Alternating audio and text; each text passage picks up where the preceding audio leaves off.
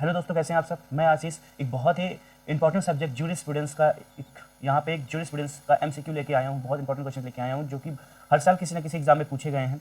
दोस्तों ये last minute of revision है, बहुत सारी वैकेंसीज इस समय चल रही हैं दोस्तों, तो एक बार अगर इसको आप देख के जाएंगे तो इसमें से 100% कुछ क्वेश्चन जरूर फंसेंगे। तो आइए क्वेश्चन नंबर 1 की बात करते हैं हम। The drugs and cosmetic act was passed in which year. Drug और कॉस्मेटिक एक्ट कौन से साल पास हुआ था? 1945 में, 1940 में, 1955 में, 1961 में। तो क्या होगा इसका सही आंसर? 1940 में। Second question, the term schedule H refer to. जो शेड्यूल एच की ड्रग होती हैं वो, ठीक है, ये एक प्रिस्क्राइब्ड ड्रग्स होती हैं। तो शेड्यूल एच जो ड्रग है वो किसके लिए है? तो इसका सही आंसर होगा over the counter of drugs, narcotic drugs, prescription drugs, Ayurvedic drug. किसके लिए हम इसको कर रहे हैं? तो इसका सी सही आंसर होगा, प्रिस्क्रिप्शन ड्रग। थर्ड क्वेश्चन है, which schedule deals with the list of poisons. कौन सा शेड्यूल है जो पॉइजन की लिस्ट को डील करता है? तो शेड्यूल एक्स, शेड्यूल जी, शेड्यूल ई, शेड्यूल एच। ठीक है, इसका सही आंसर होगा शेड्यूल ई। फोर्थ क्वेश्चन है, the pharmacy act was enacted in which year. Pharmacy act कब आया था? 1940, 1945, 1948, 1952। 1948। The DPCO drug price control order, DPCO comes which under which ministry. जो DPCO है दोस्तों, ये जो DPCO drug price control order, मतलब आपकी कौन सी ड्रग कितने की बिकेगी, उसकी कॉस्टिंग प्राइस क्या होगी, और वो किसकी निगरानी में होता है, कौन सी मिनिस्ट्री के निगरानी में होता है? तो ये होता है ministry of chemical and fertilization. NDPS act stand for. NDPS जो एक्ट है वो क्या फुल फॉर्म उसका? Narcotic drug and psychotropic substance act. Which authority is responsible for controlling the quality of imported in drug in India. जो भी drug बाहर से आती हैं, इंपोर्ट होती है, जो भी ड्रग इंपोर्ट होती हैं, ठीक है, उन ड्रग का जो कंट्रोलिंग होता है वो किसके पास होता है? तो इसका सही आंसर होगा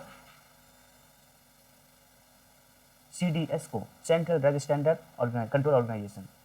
schedule X drugs are non narcotic drug, narcotic and psychotropic drug, ayurvedic and cosmetic. इसका सही आंसर होगा narcotic and psychotropic drugs. Which is the control authority for registration of pharmacist in state. आप जो फार्मासिस्ट बन रहे हैं, आपकी जो रजिस्ट्रेशन होगा फार्मासिस्ट का, वो स्टेट में किसके थ्रू होता है? स्टेट फार्मेसी काउंसिल, इसे हम PCI के नाम से भी जानते हैं। विच of the following is the objective of the pharmacy act 1948। जब फार्मेसी एक्ट आया था 1948 में, तो उसका क्या मेन ऑब्जेक्टिव था? The control impact of drugs, regulate the profession of pharmacy, price control of drug, manufacturing of cosmetic. इसका सही आंसर होगा B, regulate and profession of pharmacy. The schedule Y is related to.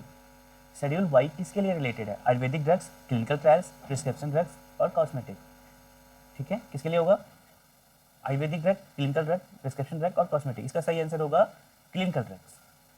Which act regulate the advertisement of drugs.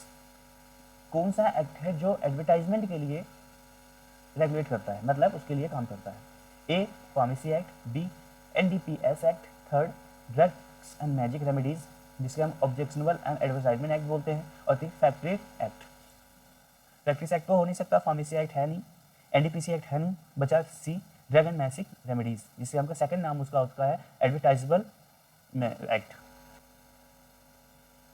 Which section of pharmacy act deals with registration of pharmacist. Pharmacy act का कौन सा section है जो ये deal करता है registration of pharmacist को? Section 12, section 15, section 32, section 26। तो कौन सा करेगा इसका? Section 32। The minimum qualification for a drug inspector is. जो ड्रग वैकेंसी अभी आई थी, हमने अपने चैनल पे इसको अपलोड किया है, इसकी नोटिफिकेशन के लिए एक रूल आया था, इसकी कोने में वीडियो जाके मिल जाएगी दोस्तों, तो वहाँ पे जाके हम इसको देखते हैं। उसमें मिनिमम क्वालिफिकेशन मैंने क्या बताया था, पता है आपको? वो वीडियो देखा होगा आपने तो पक्का पता होगा। मिनिमम क्वालिफिकेशन B फार्मा होता है, ठीक है। और अब तो बहुत अच्छी बात यह है कि इसमें किसी भी प्रकार का जो पहले 18 महीने का एक्सपीरियंस मांगते थे टेलोसी ड्रग में, अब वो बिल्कुल नहीं है, अब फ्रेशर अप्लाई कर सकते हैं। Who appoints the drug inspector. कौन करता है भाई ड्रग इंस्पेक्टर को? कौन अपॉइंट करता है? State government, central government, pharmacy council, medical council. Who appoint the drug और इंस्पेक्टर, तो ये स्टेट करता है अपने अपने जिले के which schedule of the drugs and cosmetic act deals with good manufacturing practices, GMP. GMP मतलब manufacturing, schedule M, schedule X, schedule Y, schedule G, तो कौन सा होगा? शेड्यूल एम होगा। The main objective of the narcotic drugs and psychotropic substance act 1985, जब narcotic drug और psychotropic drugs का आया था तो उसका मेन ऑब्जेक्टिव क्या था? To regulate cosmetics, to regulate control air pollution, to control narcotic drugs and psychotropic substances, to regulate,